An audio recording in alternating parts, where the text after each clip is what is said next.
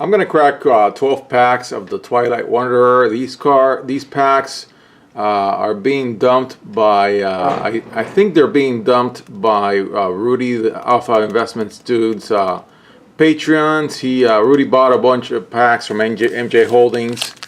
I already cracked the 12 of the packs that I've recently bought for Seven Kings, and they were all first edition, even though they were printed in Belgium. I guess now I know.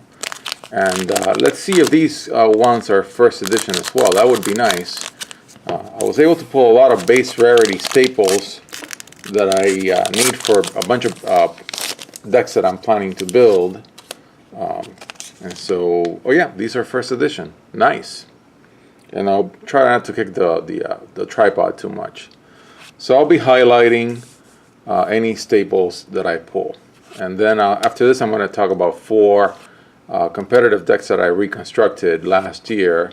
Oh yeah, nice. Bing. And I never got around to like discussing them, showing them. It's a nice card. I'll feature it. Okay. Try to go a little faster. The SKL, the Seven Kings video, I kind of run out of time for my little end of cracking retrospective.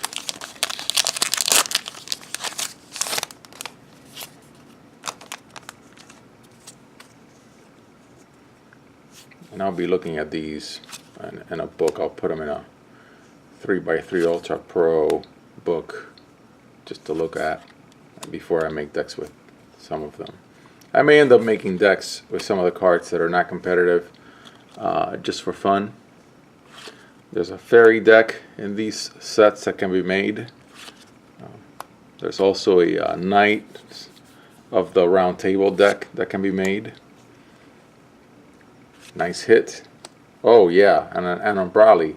Base rarity too. Man, I keep getting base rarity cards. That's what I want. I mean, that's what I want to put in decks. I don't want to play with the pretty foils. I want to keep the pretty foils and look at them and collect them. But I really want to play base rarity cards. So I'm scoring big time with these packs.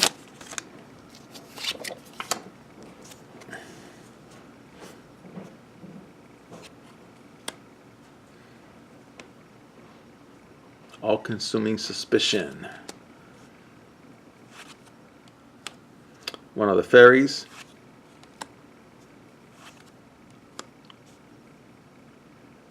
Shadow Seven Kings. Another Barrier of Shadows. Base rarity too. I like that a lot. Fairies Memoria for the fairy deck. I wouldn't mind pulling at least one Ruler's Memoria. It's a nice card from this set.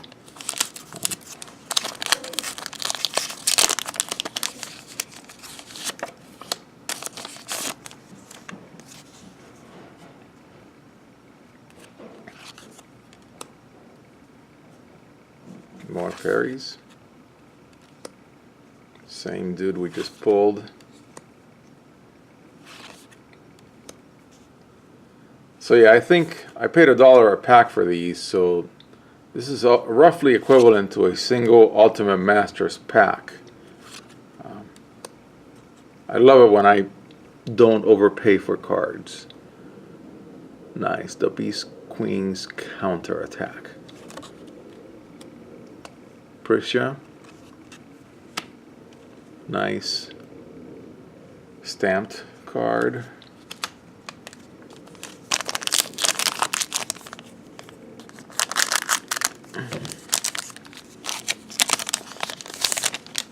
Oh, okay, interesting. This one had the code on the back of the pack, not in the front.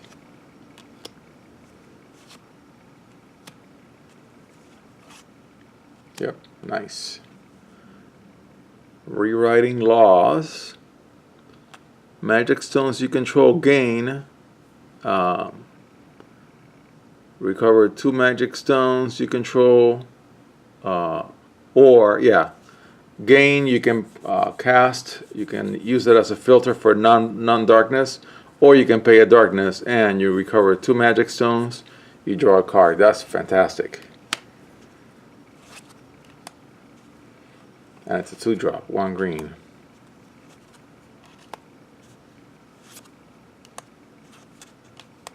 Okay, pretty foil. I think we generally did better with the 7 Kings packs, but that's okay.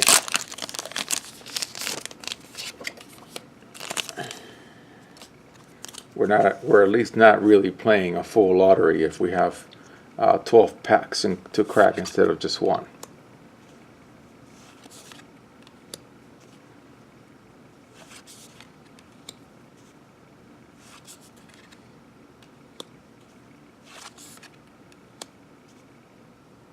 Okay.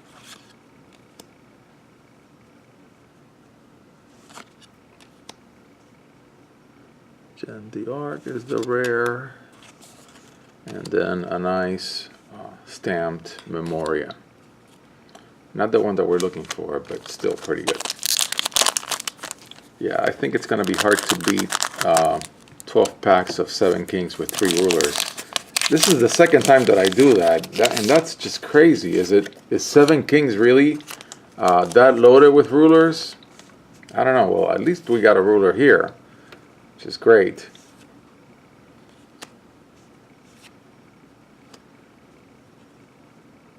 Yeah, that's pretty good. That's a pretty good. I love this card. The title, Mass-Produced Giant Landmine. Yeah, that is a very creative title for a card.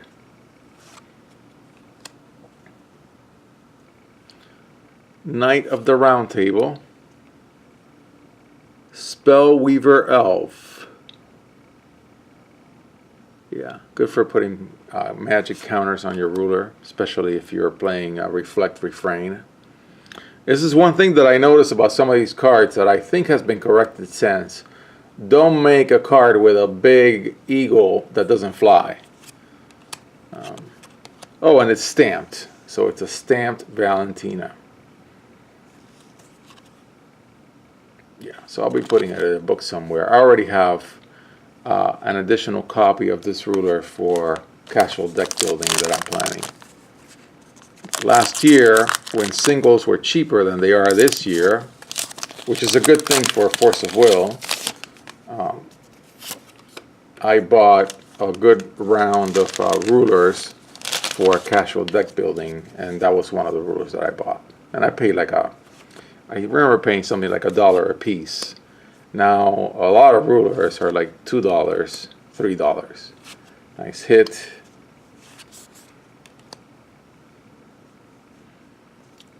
Another fairy. Final forfeit, another hit. Oh, nice. Look at that. Man, that's great. Beautiful. Another stamped card.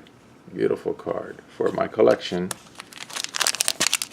I love the base rarity ones because I'm more likely to put it in a deck. But I really like the stamp ones too because they look really pretty when you put them in a book as a collector. Meet Dragons.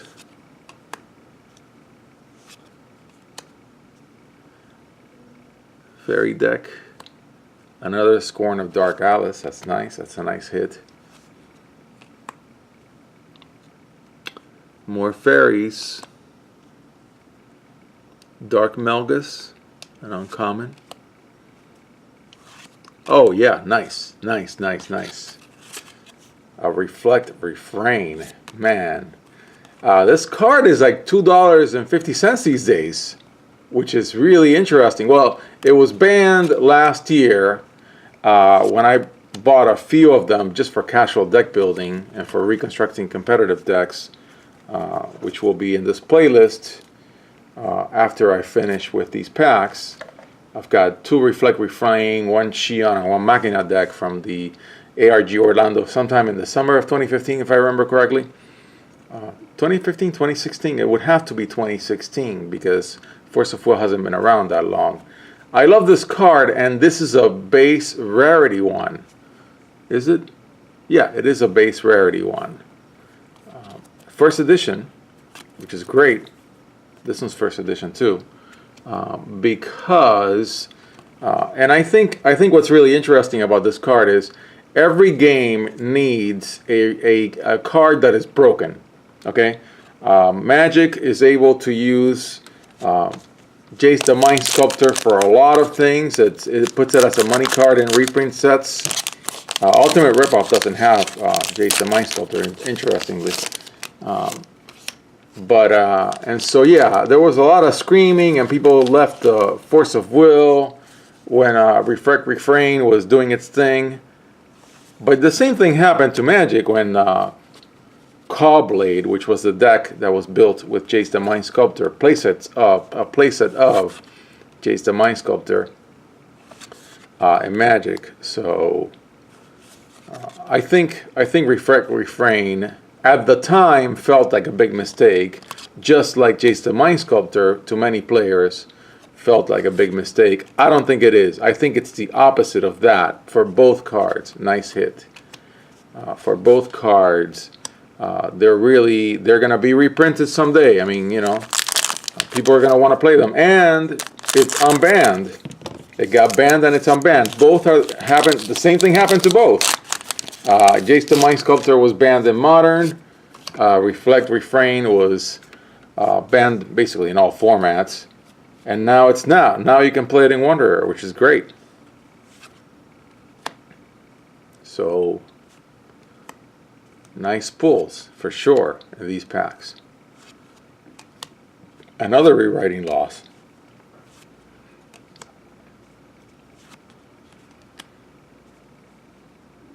Dark Resard is the rare, and another Big Bird That Doesn't Fly stamped. And I think we're down to the last pack, and this time I didn't talk as much, so I can easily have a retrospective. And I'm really happy that I pulled 3 rulers in the first opening and 2 in this one. Really great stuff. Oh, let me put them in my pile. Hold on. There we go. So yeah, very, very happy with these pulls, and each one for the price of a single Ultimate Ripoff pack. So that's great. Nice. Another nice Regalia. That is awesome. Okay, so I will close it out right there, and then after this one, in this same playlist, I'm going to show all 4 of the competitive decks I reconstructed last year for Alice Cluster.